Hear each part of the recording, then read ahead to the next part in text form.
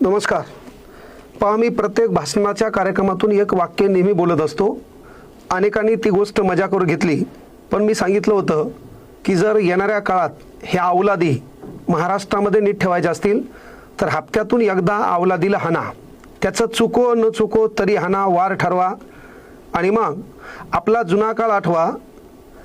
ज्यानं शाळेत जाताना माईला खोबऱ्याला तेल भेटलं नाही म्हणून माईनं ज्याच्या वाळूवर गोड तेल लावलंय का?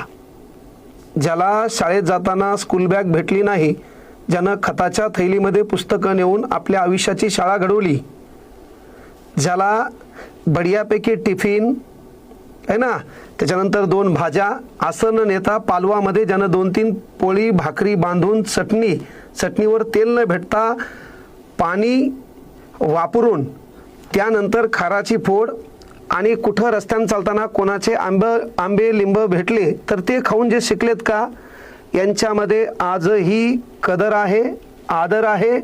आणि मोठाले ज्येष्ठ लोक बाजूला उभे असल्यावर त्यांच्या समोर काय बोलावं काय बोलू नाही याची अक्कल आहे.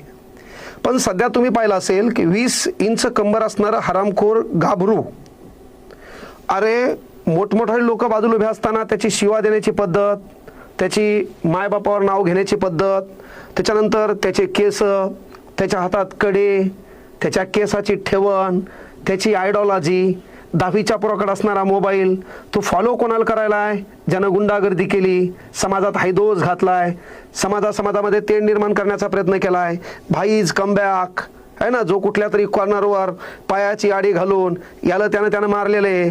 आणि त्या नजरेत या पोराच्या बाबतीत तो हिरो ठरलाय. या महाराष्ट्रामध्ये जर एखादा आरोपी जेलमधून बाहेर निघाल्यावर त्याची वाजत गाजत मिरवणूक निघत असेल तर मग हा महाराष्ट्र कोणत्या दिशेकडे चालला यावर विचार करणं पालकांनी जरा गरजेचं आहे. तुम्ही पोरांसाठी 70-75 हजार रुपये फीस असणारा हा राजगुरुनगरमधला क्लास आहे, ज्या क्लासचं नाव आहे संस्कार कोचिंग क्लासेस. लक्षात घ्या, संस्कार कोचिंग क्लासेस.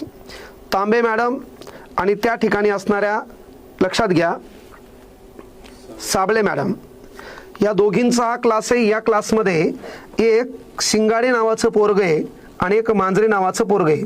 3 महिन्यापूर्वी यांच्यात वाद झाला होता.